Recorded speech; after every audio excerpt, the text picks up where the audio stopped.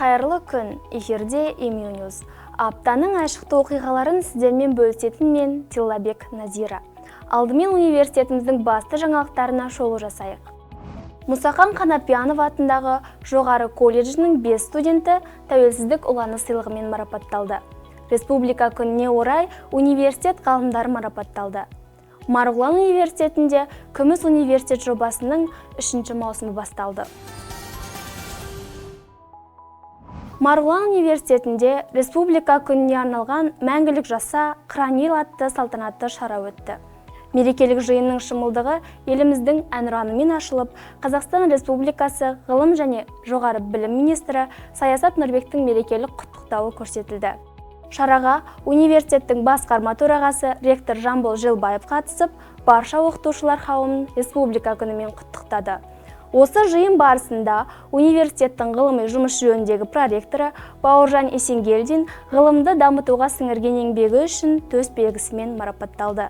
Сонымен қатар, университеттің дамуына, ғылым және жоғары білім саласының өркендеуіне үлес қосқан бірқатар қызметкер, профессор оқытушылар Қазақстан Республикасы ғылым және жоғары білім министрінің құрмет грамотасымен, алғыс хатымен марапатталды. Одан бөлек, Павлодар қаласы әкімінің құрмет грамотасы, Павлодар облыстық мәслихатының алғыс хаты да өз иелерін тапты. Ал университеттің дамуына зор үлес қосқан 30-дан астам оқытушыға ұстаздар ортасына 60 жыл мерекелік медалі табысталды. Марғұлан университетінің қосымша білім беру институтының базасында Күміс университеті жобасының 3-ші маусымы басталды. Қосымша білім беру институтының директоры Роза Жаеваның айтуынша, курсқа жалпы 70 тыңдаушы жазылған. Барлығы 60 жастан асқан зейнеткерлер. Оларға қазақ тілі, ағылшын тілі, компьютерлік сауаттылық, арт-терапия сабақтары мен салауатты өмір салтын қалыптастыру туралы лекцияларды тыңдайды. Сабақ қазан айының басында басталған, енді оқу жылының соңына дейін жалғасын табады. Қатысушылар арнайы сертификаттармен марапатталады.